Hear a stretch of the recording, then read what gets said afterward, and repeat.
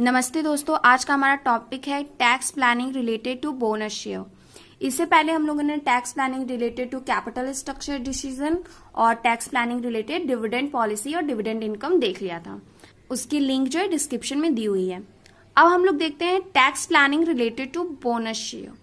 इस वीडियो को बनाने के लिए मैंने काफी मेहनत की है, क्योंकि इसके लिए मुझे कई सारी बुक्स के थ्रू जाना पड़ा है, प्लस मैंने कई सारे वीडियोस देखे, तब जाके मैंने इस वीडियो को बनाया है, ताकि आप लोगों को जो भी मिले वो सही मिले। ठीक है, क्योंकि सारा चीज एक जगह अवेलेबल नहीं था, क्योंकि बुक्स में भी मैंने देखा तो कुछ चीजें थी तो कुछ चीजें नहीं थी, वीडियोस में भी ऐसे ही हो रहा था। तो मैंने सोचा कि एक ऐसी वीडियो बनाई जाए जिसमें सारा कुछ रहे। ठीक है, इसमें मैंने आपको इजी वे में मतलब सारा कुछ समझाने की कोशिश की है। आई होप कि आप लोगों को समझ में आए। अब हम लोग देखते हैं तो बोनस शेयर क्या होता है। तो बोनस शेयर, जब भी कंपनी जो है अपनी एग्जिस्टिंग शेयर होल्डर को शेयर इशू करती है, ठीक है, डिविडेंड की जगह शेयर इशू करती है, तो उसी को हम लोग कहते हैं bonus share. So when a company issue share to its existing holder in lieu of dividend, such share is known as bonus share. ऐसे शेयर को ही बोनस शेयर कहते हैं। जब भी कंपनी डिविडेंड की जगह अपने शेयर होल्डर्स को शेयर इशू करती है, ठीक है, एग्जिस्टिंग शेयर होल्डर को शेयर इशू करती है, तो उसे बोनस शेयर कहते हैं। ठीक है, अब जब बोनस शेयर इश्यू करती है कंपनी, तो कंपनी क्या करती है, अपनी जो प्रॉफिट है उसको कैपिटलाइज कर लेती है। ठीक है, जो अपनी प्रॉफिट है उसको कैपिटलाइज कर लेती है, अपने कैपिटल बेस को वाइडन कर लेती है। अब इसको हम लोग एक एग्जाम्पल के थ्रू देखेंगे। ये रहा बैलेंस शीट। यहाँ पर मैंने लाइबिलिटी साइड में शेयर कैपिटल और रिजर्व एंड सरप्लस लिया है। शेयर कैपिटल कितना है, 10 लाख। रिजर्व एंड सरप्लस कितने हैं, 2 लाख। एसेट कितने हो गए, 12 लाख। ठीक है, अब देखते हैं हम लोग की क्या होता है जब कंपनी जो है शेयर इशू करती है, बोनस शेयर इशू करती है, तो क्या होता है। तो ऐसे अगर हम लोग सिंपल शेयर की बात करें, जब सिंपली शेयर इशू करती है कंपनी, तो एंट्री क्या होती है, bank account debit to share capital account. ठीक है, यही एंट्री होती है ना। क्यों एंट्री होती है, क्योंकि हम लोगों को पैसा मिलता है, बैंक से पैसे मिलते हैं। ठीक है, जो शेयर होल्डर्स होते हैं वो पैसे देते हैं। ठीक है, तो जब हमें पैसा मिला है तो इसीलिए हम लोग bank account debit to share capital account करते हैं। लेकिन क्या होता है कि जब हम लोग बोनस शेयर इशू करते हैं तो उसमें हम लोगों को तो कोई पैसा नहीं मिलता है, कंपनी फ्री में इशू करती है बोनस शेयर। तो उस केस में क्या होता है कि ये जो रिजर्व और सरप्लस अमाउंट है उसको कंपनी ट्रांसफर कर देती है शेयर कैपिटल में। इसको देखते हैं हम लोग एक एग्जांपल से कि अगर कंपनी जो है बोनस शेयर इशू की, ठीक है, अगर कंपनी बोनस शेयर इशू करती है, ठीक है, 1 लाख रुपए की, तो उस केस में क्या होगा कि 1 लाख का जब बोनस शेयर इशू करेगी तो वो 1 लाख अमाउंट कहां से लाएगी कंपनी, उसके पास तो कोई भी पैसा नहीं आ रहा है। ठीक है, जो शेयर होल्डर है वो उसके लिए पैसा नहीं दे रहे हैं, वो फ्री में इशू कर रही है, तो वो 1 लाख जो है वो रिजर्व और सरप्लस से लेकर आएगी। ठीक है, वो कहां से लेकर आएगी, वो कहां से लेकर आएगी, अपने रिजर्व और सरप्लस से लेकर आएगी। ठीक है, तो 1 लाख रुपए रिजर्व और सरप्लस से कम होकर वो शेयर कैपिटल में जाएगा। ठीक है, तो शेयर कैपिटल हो जाएगा हमारा 11 लाख और रिजर्व और सरप्लस हो जाएगा 1 लाख। तो इसी तरह कंपनी क्या करती है, अपनी बोनस शेयर इशू करती है। इससे क्या हुआ कि जो शेयर कैपिटल है इसका बेस जो है वो वाइड हो जाता है। मतलब पहले 10 लाख था, अब 11 लाख हो गया ना। तो शेयर कैपिटल क्या हो गया, इंक्रीज कर जाता है। कंपनी एक्ट 2013 में प्रोविजन बना। क्या क्या प्रोविजन थे, तो पहला प्रोविजन ये था कि कंपनी बोनस शेयर जो है अपने एग्जिस्टिंग शेयर होल्डर को ही इशू करेगी। ठीक है, तो कंपनी जो है किसको अपना शेयर इशू कर सकती है, तो फर्स्ट है अपने एग्जिस्टिंग शेयर होल्डर को। दूसरा प्रोविजन क्या था, तो दूसरा प्रोविजन था कि कंपनी अपने रिजर्व और सरप्लस में इन्हीं 5 चीजों के अमाउंट को इंक्लूड कर सकती है। मतलब कंपनी जो है इन्हीं 5 रिजर्व से ही बोनस शेयर इशू कर सकती है। ठीक है, तो वो कौन कौन से 5 रिजर्व थे, तो पहला है capital redemption reserve, then capital reserve, security premium, profit और जनरल रिजर्व। तो इन 5 ही चीजों से कंपनी जो है बोनस शेयर इशू कर सकती है। ठीक है, 2 और हैं। एक क्या है कि कंपनी जो है, जो कंपनी है हमारी, वो एग्जिस्टिंग शेयर होल्डर को तो देगी, मगर उसी शेयर होल्डर को बोनस शेयर इशू करेगी जिनके शेयर फुल्ली पेड अप होते हैं। ठीक है, जिनके शेयर फुल्ली पेड अप होते हैं उन्हीं को कंपनी बोनस शेयर इशू कर सकती है। इसका मतलब क्या हुआ कि अगर शेयर कैपिटल का अमाउंट हमारा है 10 रुपए का एक शेयर है, ठीक है, तो अगर कंपनी पूरे 10 रुपए कॉल कर ली है और पूरे 10 रुपए का पेमेंट हो गया, उसे मिल गया है, ठीक है, शेयर होल्डर से, तभी वो उनको बोनस शेयर इशू कर सकती है। ठीक है, तो कंपनी अपने एग्जिस्टिंग होल्डर शेयर होल्डर को तभी बोनस शेयर इशू करेगी जब उनके शेयर फुल्ली पेड अप हों।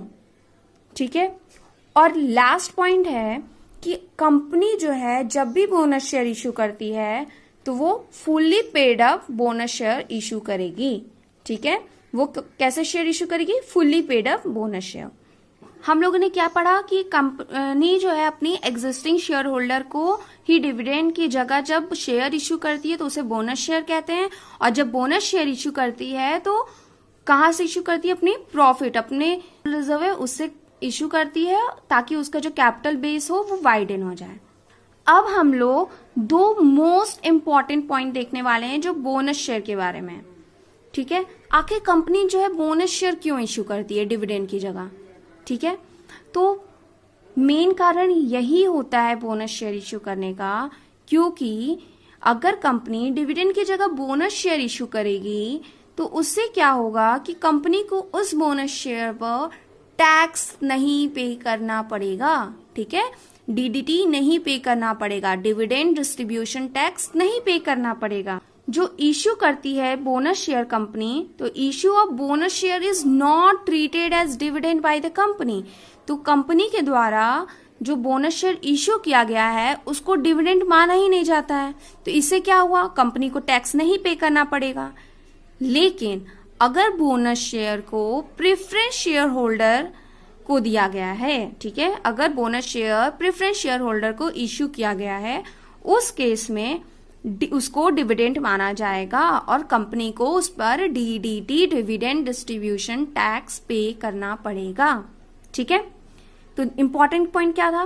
पहला कि कंपनी जो है अगर इक्विटी शेयर होल्डर को बोनस शेयर देती है, ठीक है, अगर इक्विटी शेयर होल्डर को बोनस शेयर इशू करती है तो उसको डिविडेंड नहीं माना जाएगा और कंपनी को डीडीटी पे करने की जरूरत नहीं पड़ेगी।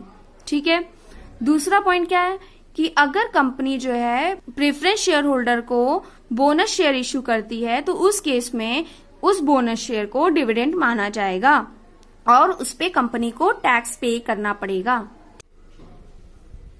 अब हम लोग देखेंगे टैक्स ट्रीटमेंट कैसे करते हैं। ठीक है, कंपनी जो है अपनी टैक्स ट्रीटमेंट कैसे करती है। ठीक है, तो दो केस बनते हैं। If company issue bonus share to equity share holder, ठीक है, अगर कंपनी जो है बोनस शेयर इशू करती है किसको? इक्विटी शेयर होल्डर को, तो कंपनी अपने बुक्स में क्या क्या करती है, ठीक है, कैसे टैक्स ट्रीटमेंट करती है। और अगर कंपनी जो है बोनस शेयर इशू करती है प्रेफरेंस शेयर होल्डर को, उस केस में वो क्या करती है, कंपनी जो है कैसे टैक्स ट्रीटमेंट करती है। ठीक है, तो अब हम लोग एक एक करके देखते हैं। तो eight the time of issue, जब कंपनी जो है इशू करती है बोनस शेयर, उस टाइम जो है कंपनी अपनी बुक में क्या करती है? जब वो इक्विटी शेयर होल्डर को बोनस शेयर इशू करती है तो उस टाइम पे वो क्या करेगी? तो जब कंपनी जो है इक्विटी शेयर होल्डर को बोनस शेयर इशू करती है तो उसको हम लोग डिविडेंड नहीं मानते हैं, नहीं ना मानते हैं, तो it is not treated as deem dividend, उसको डीम डिविडेंड नहीं मानते हैं और कंपनी को उस पर टैक्स नहीं देना पड़ता है। ठीक है, लेकिन अगर प्रेफरेंस शेयर होल्डर को कंपनी जो है इशू करती है बोनस शेयर, तो उस केस में क्या होगा कि कंपनी जो है उसको डीम डिविडेंड मानेगी और उसको उसी टाइम डीडीटी पे करना होगा। कंपनी को क्या करना होगा? डीडीटी पे करना होगा। ठीक है, डिविडेंड डिस्ट्रीब्यूशन टैक्स पे करना होगा अगर वो प्रेफरेंस शेयर होल्डर को बोनस शेयर इशू करती है तो। ठीक है, अगर कंपनी प्रेफरेंस शेयर होल्डर को बोनस शेयर इशू करती है तो उस केस में उसको डीम डिविडेंड माना जाएगा और उस पे कंपनी को डिविडेंड डिस्ट्रीब्यूशन टैक्स पे करना पड़ेगा। नेक्स्ट पॉइंट है at the time of redemption. ठीक है, तो eight the time of redemption, जब कंपनी जो है वो रिडम्पशन करती है, शेयर का रिडम्पशन करती है, ठीक है, शेयर अपनी रिड्यूस कर रही है यहाँ पर, तो उस टाइम पर क्या होगा, इक्विटी शेयर होल्डर को जब कंपनी बोनस शेयर इश्यू की थी तो उस टाइम तो उसको डिविडेंड नहीं माना गया था, लेकिन अब जब वो रिडम्पशन करेगी अपने शेयर कैपिटल को, वो क्या कर रही है, यहाँ पर रिड्यूस कर रही है।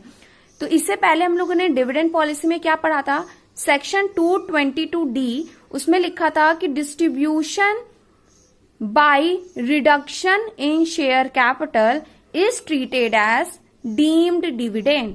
अगर आपने इससे पहले जो डिविडेंड वाली क्लास की है, अगर डिविडेंड वाली वीडियो देखी है, तो उसमें मैंने पढ़ाया था सेक्शन 222D के अंदर क्या था कि अगर कंपनी जो है अपने शेयर होल्डर को कोई भी अमाउंट डिस्ट्रीब्यूट करती है by reduction in its share capital, that is known as deemed dividend. ठीक है, तो यहां पर क्या हो रहा है, रिडम्पशन हो रहा है। तो रिडम्पशन हो रहा है तो सेक्शन 222D के अंदर उसे डीम्ड डिविडेंड मान लिया जाएगा। ठीक है, अब डीम्ड डिविडेंड मान लिया गया है तो कंपनी को क्या करना होगा, यहाँ पर DDT पे करना पड़ेगा। ठीक है, तो यहाँ पर कंपनी को टैक्स पे करना पड़ेगा एज अ डीम्ड डिविडेंड। तो eight the time of redemption क्या होगा कि कंपनी जो है उसको डीम्ड डिविडेंड मानेगी। ठीक है, बोनस शेयर जो उसने इश्यू किया है। ठीक है, तो यहां पर उसको क्या होगा कि डीम्ड डिविडेंड मानेगी और उस पे कंपनी को टैक्स पे करना पड़ेगा, DDT पे करना होगा। लेकिन अब प्रेफरेंस शेयर होल्डर की बात करते हैं, तो अब यहां पर जब रिडम्पशन होगा तो कंपनी DDT नहीं पे करेगी। क्यों नहीं पे करेगी, क्योंकि उसने पहले ही तो पे कर दिया है, अब बार बार तो पे नहीं करेगी ना। तो एक इनकम पर बस एक ही बार टैक्स लगता है, दोबारा तो टैक्स नहीं लगता है। तो जब कंपनी ने एक बार DDT पे कर दिया है तो दूसरी बार तो पे ही नहीं करेगी। ठीक है, तो यहाँ पर प्रेफरेंस शेयर होल्डर के टाइम पर कंपनी जो है वो DDT नहीं पे करेगी। नेक्स्ट पॉइंट है at the time of liquidation.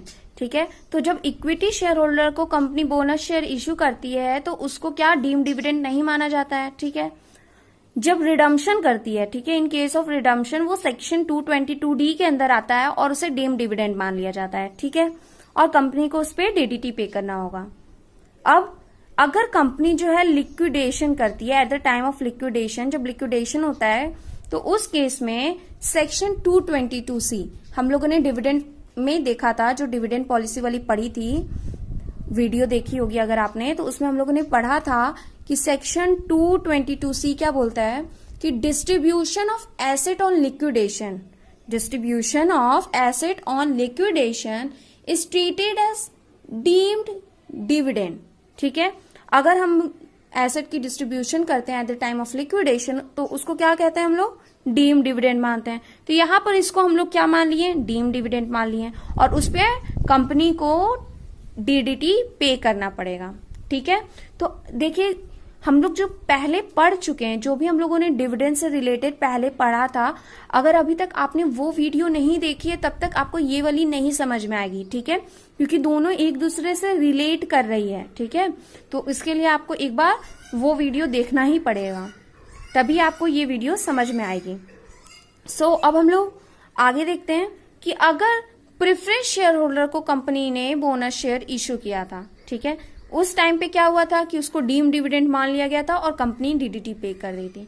अब जब कंपनी ने वहीं पर DDT पे कर दिया है तो ना तो रिडम्पशन के टाइम पे और ना ही लिक्विडेशन के टाइम पे उसको DDT पे करना होगा, क्योंकि एक इनकम पर एक ही बार टैक्स लगता है, बार बार नहीं लगता है। इस वजह से यहाँ पर कंपनी कोई भी DDT नहीं पे करेगी। ठीक है, तो आई होप कि ये समझ में आ गया होगा। तो यहाँ पर हम लोग ने कंपनी पॉइंट ऑफ व्यू से देखा है कि कैसे टैक्स ट्रीटमेंट करते हैं। ठीक है, तो कंपनी जो है जब इक्विटी शेयर होल्डर को बोनस शेयर देती है या फिर प्रेफरेंस शेयर होल्डर को अगर कोई बोनस शेयर इश्यू करती है तो हम लोग कैसे कैसे टैक्स ट्रीटमेंट करते हैं वो हम लोगों ने देख लिया।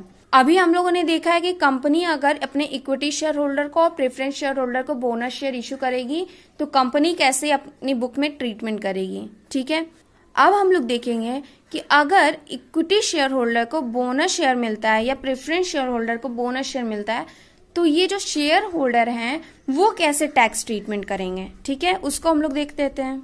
So tax treatment in the hand of share holder, share holder के हैंड में कैसे टैक्स की ट्रीटमेंट होती है वो देखने वाले हम लोग। तो अगर इक्विटी शेयर होल्डर को बोनस शेयर मिला है और प्रेफरेंस शेयर होल्डर को बोनस शेयर मिला है, तो हम लोग कैसे टैक्स की ट्रीटमेंट करेंगे, ठीक है। So at the time of receipt, जब इक्विटी शेयर होल्डर को बोनस शेयर मिलता है तो उस केस में इक्विटी शेयर होल्डर क्या करती है, तो उस टाइम पे जब शेयर मिल गया है कंपनी को, तो उस टाइम पे कंपनी जो है टैक्स पेमेंट नहीं करेगी, उसको पे करने की जरूरत ही नहीं पड़ेगी, क्योंकि उसको डिविडेंड तो माना ही नहीं गया था, ठीक है। इक्विटी शेयर होल्डर के हाथ में क्या होगा, वो नॉट टैक्सेबल होगा, ठीक है, is not liable to pay tax, क्योंकि ना तो उसको कोई प्रॉफिट हुआ है और ना ही मतलब उसके लिए वो कोई इनकम है, इसलिए equity share holder is not liable to pay tax, ठीक है। जब प्रेफरेंस शेयर होल्डर को बोनस शेयर मिलता है तो उस टाइम पे क्या होता है, क्योंकि कंपनी ने क्या किया है, टैक्स तो पे कर दिया ना। जब कंपनी जो है इश्यू कर रही थी बोनस शेयर, तो कंपनी ने तो पहले टैक्स पे कर दिया है। हम लोगों ने पहले पढ़ा था कि जब कंपनी इश्यू करती है bonus share preference share holder को, तो उसको डीम डिविडेंड माना जाता है और उस पे कंपनी जो है डीडीटी पे कर चुकी है। तो जब वो डीडीटी पे कर चुकी है तो वो प्रेफरेंस शेयर होल्डर के हाथ में क्या होगा, एग्जम्प्ट होगा, ठीक है, क्योंकि वो कंपनी के द्वारा ही पे कर दिया गया है। सो कंपनी ने जब टैक्स पे कर दिया है तो प्रेफरेंस शेयर होल्डर को कोई भी टैक्स पे करने की जरूरत नहीं है, वो एग्जम्प्टेड है अंडर सेक्शन 1034, ठीक है। कंपनी ने अंडर सेक्शन 115O के तहत उसने क्या किया है, टैक्स पे कर दिया है। तो प्रेफरेंस शेयर होल्डर जो है वो अंडर सेक्शन 1034 के तहत उनके पास जो आया है, मतलब जो बोनस शेयर आया है एज अ डिविडेंड, वो क्या हुआ, एग्जम्प्ट होता है, ठीक है। नेक्स्ट है at the time of redemption.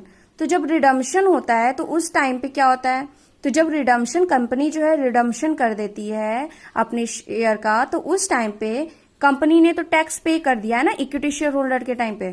तो जब कंपनी ने ही टैक्स पे कर दिया है तो इनको पे करने की जरूरत नहीं होगी, ठीक है। तो कंपनी ने अंडर सेक्शन 115O के तहत टैक्स पे कर दिया है, तो इक्विटी शेयर होल्डर के हाथ में वो डिविडेंड क्या होगा, एग्जम्प्ट होगा अंडर सेक्शन 1034, ठीक है। ये जो सेक्शन मैं बोल रही हूँ इसको हम लोगों ने डिविडेंड वाले में पढ़ चुका है, ठीक है। डिविडेंड वाले में हम लोगों ने पढ़ा था कि अंडर सेक्शन 1150 115O के तहत कंपनी जो है लायबल होती है टैक्स पे करने के लिए, डिविडेंड टैक्स पे करने के लिए, ठीक है, डीडीटी पे करने के लिए। और अंडर सेक्शन 1034 के तहत जो इक्विटी शेयर होल्डर्स होती हैं वो एग्जम्प्टेड होती हैं, जो शेयर होल्डर होती हैं वो टैक्स से, मतलब जो डिविडेंड इनकम उनको मिलता है उससे एग्जम्प्टेड होती हैं, ठीक है। तो इसको हम लोगों ने पहले पढ़ चुका है। अब हम लोग देखते हैं कि जब प्रेफरेंस शेयर होल्डर के हाथ में बोनस शेयर रहता है, ठीक है, उस टाइम पे अगर रिडम्पशन होता है तो क्या करते हैं, तो उसको डिविडेंड माना ही नहीं जाता है, ठीक है। At the time of redemption it is not treated as dividend, उसको डिविडेंड तो माना ही नहीं गया ना, ठीक है, क्योंकि कंपनी ने तो जब पहले ही जो है उसको डिविडेंड मानकर उस पर टैक्स पे कर दिया है, ठीक है। तो और प्रेफरेंस होल्डर के हाथ में वो एग्जम्प्ट है, तो इस टाइम पे क्या होगा, it is not treated as dividend, ठीक है।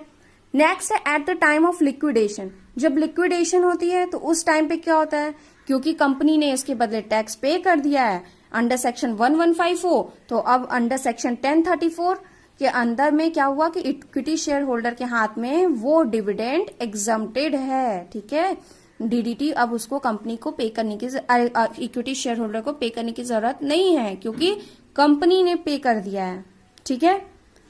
अब प्रेफरेंस शेयर होल्डर का देखते हैं। तो प्रेफरेंस शेयर होल्डर के टाइम में भी जैसे हम लोगों ने रिडम्पशन के टाइम पे उसको डिविडेंड नहीं माना था, उसी तरह लिक्विडेशन के टाइम पे भी उसको हम लोग डिविडेंड नहीं ट्रीट करेंगे, ठीक है। It is not treated as dividend, क्योंकि इससे पहले हम लोगों ने इसे डिविडेंड मान के उस पर टैक्स पे कर दिया है, ठीक। अब हम लोग देखते हैं at the time of sale. तो जब इक्विटी शेयर होल्डर या प्रेफरेंस शेयर होल्डर अपने बोनस शेयर को सेल करते हैं, ठीक है, बेच देते हैं, क्योंकि बोनस शेयर तो उनको फ्री में मिला है दोनों को। अब जब वो बेचते हैं तो उनपे उस अमाउंट पे जो बोनस शेयर उन्होंने बेचा है उससे उनको जो गेन होता है, ठीक है, उससे उनको जो गेन होता है तो क्या होता है, उनको कैपिटल गेन होता है, ठीक है। उससे उनको कैपिटल गेन होता है क्योंकि उन्होंने शेयर कैपिटल को बेचकर कमाया है, ठीक है, उससे गेन हुआ है, तो उसको हम लोग कैपिटल गेन की तरह ट्रीट करते हैं। और उस पे कंपनी जो है जो शेयर होल्डर हैं वो लाइबल होती हैं टैक्स पे करने के लिए, ठीक है।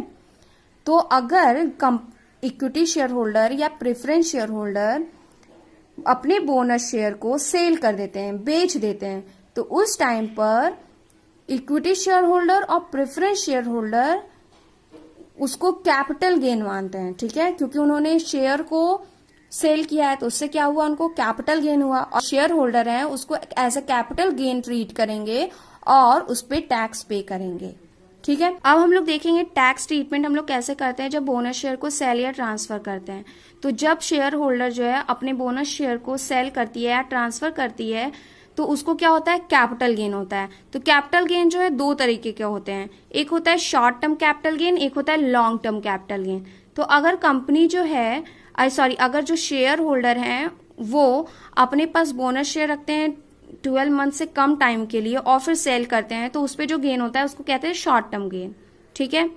और अगर शेयर होल्डर 12 मंथ से ज्यादा टाइम के लिए अपने पास बोनस शेयर रखता है फिर उसे सेल करता है तो उस पर जो गेन होता है उसको कहते हैं लॉन्ग टर्म कैपिटल गेन, ठीक है। अच्छा, हम लोग एक बार ये देख लेते हैं कि हम लोग कैपिटल गेन कैसे निकालते थे। हम लोगों ने इनकम टैक्स में पढ़ा था ना कि कैपिटल गेन कैसे निकालते थे। तो हम लोग क्या करते थे कि सेलिंग प्राइस ले लेते थे, ठीक है। फिर सेलिंग प्राइस जो भी रहता था उसमें हम लोग सेलिंग एक्सपेंसेस को माइनस कर देते थे, ठीक है। फिर जो आता था उसको हम लोग कॉस्ट ऑफ एक्विजिशन या इंडेक्स्ड कॉस्ट ऑफ एक्विजिशन से सब्सट्रैक्ट कर देते थे और फिर जो आता था वो हमारा क्या होता था, कैपिटल गेन होता था। इसी तरह करते थे ना कि सेलिंग प्राइस लेते थे, ठीक है, फिर उसमें सेलिंग एक्सपेंसेस जो भी हम लोगों को हुआ था वो माइनस कर देते थे, तो जो आता था उसको कॉस्ट ऑफ एक्विजिशन, ठीक है। तो कॉस्ट ऑफ एक्विजिशन याद होगा आप लोगों को, ठीक है। और इंडेक्स कॉस्ट ऑफ एक्विजिशन, तो इंडेक्स हम लोग तब निकालते हैं जब, क्योंकि जरूरी नहीं है ना कि जो भी कैपिटल हमने लिया था, जो भी एसेट लिया था, जरूरी नहीं है कि उसका वही वैल्यू हो 10 साल बाद हुई, तो इसलिए हम लोग इंडेक्स कॉस्ट ऑफ एक्विजिशन निकालते हैं। तो अगर शेयर होल्डर ने 12 मंथ से कम टाइम के लिए अपने पास शेयर रखा फिर सेल कर देता है और उस पर वो एसटीटी पे करता है, तो उस केस में जो शेयर होल्डर है उसको 15% प्लस सरचार्ज प्लस सेस पे करना होगा, ठीक है। इतना उसको पे करना पड़ेगा। ये अमाउंट जो है वो हो सकता है कि आप लोगों के टाइम पे चेंज हो जाए, मतलब ये चेंज होता रहता है, तो ऐसा नहीं है कि एकदम यही करना पड़ेगा, बट अभी जो है वो 15% है प्लस सरचार्ज है प्लस सेस है, ठीक है। और अगर वो उसने एसटीटी नहीं पे किया, ठीक है, अगर वो एसटीटी नहीं पे करता है तो उस केस में क्या होगा कि उसको नॉर्मल जो स्लैब रेट है उससे वो अपना टैक्स पे कर देगा, ठीक है। जो नॉर्मल स्लैब रेट होता है उससे अपना टैक्स पे कर देगा। अब दूसरा केस क्या है कि अगर शेयर होल्डर ने 12 मंथ से ज्यादा के लिए अपने पास बोनस शेयर रखा फिर सेल कर देता है, ठीक है। तो उस सेल करते टाइम अगर वो उसने एसटीटी पे किया है, एसटीटी क्या है, तो एसटीटी जो है सिक्योरिटी ट्रांजैक्शन टैक्स होता है, ठीक है। तो अगर उसने एसटीटी पे किया है, सिक्योरिटी ट्रांजैक्शन टैक्स पे किया है, तो उस टाइम पे क्या होगा कि अंडर सेक्शन 1038 के तहत जो भी गेन हुआ है उसे वो एग्जम्प्ट होगा, ठीक है। और इन केस उसने एसटीटी नहीं पे किया उस टाइम क्या होगा कि उसको नॉर्मल ट्रीट किया जाएगा, ठीक है, अंडर सेक्शन 112 के तहत, और उस पर 20% प्लस सरचार्ज प्लस सेस लगेगा, ठीक है। तो आई होप कि ये समझ में आया होगा कि हम लोग जब इक्विटी शेयर होल्डर या प्रेफरेंस शेयर होल्डर जो है बोनस शेयर को कैसे सेल या ट्रांसफर करते हैं तो उस पर हम लोग कैसे टैक्स ट्रीटमेंट करते हैं, ठीक है। तो उसको हम लोग कैपिटल गेन मानते हैं और उसी के हिसाब से हम लोग उस पर जो भी है टैक्स ट्रीटमेंट होता है वो करते हैं, ठीक है। अब हम लोग देखते हैं टैक्स प्लानिंग, ठीक है। Tax planning related to bonus share, जो बोनस शेयर से रिलेटेड हम लोग कैसे टैक्स प्लानिंग करें ताकि हम लोगों की जो टैक्स लायबिलिटी है वो रिड्यूस हो सके, ठीक है। तो पहला है क्या कि इक्विटी शेयर होल्डर के पॉइंट ऑफ व्यू से हम लोग देखेंगे, फिर प्रेफरेंस शेयर होल्डर के पॉइंट ऑफ व्यू से देखेंगे और फिर कंपनी के पॉइंट ऑफ व्यू से देखेंगे, ठीक है। तो इन केस जब इक्विटी शेयर होल्डर जो है वो 1 साल तक अपनी पास शेयर रखती है, ठीक है, बोनस शेयर रखती है और फिर उसको सेल करती है, तो उसको क्या होता है, लॉन्ग टर्म कैपिटल गेन होता है, ठीक है। ये तो हम लोग जानते हैं।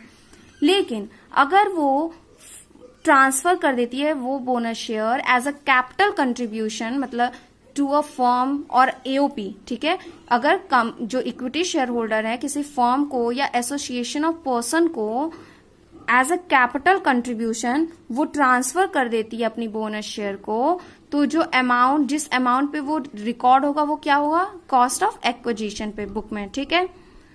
और अगर वो मतलब यहाँ पे नहीं जाती है, मतलब फर्म और एओपी में कैपिटल नहीं कंट्रीब्यूट करती है, वो अगर रिलेटिव को सेल कर देती है, उस केस में भी क्या होगा, इक्विटी शेयर होल्डर को क्या होगा, कैपिटल गेन होगा, ठीक है।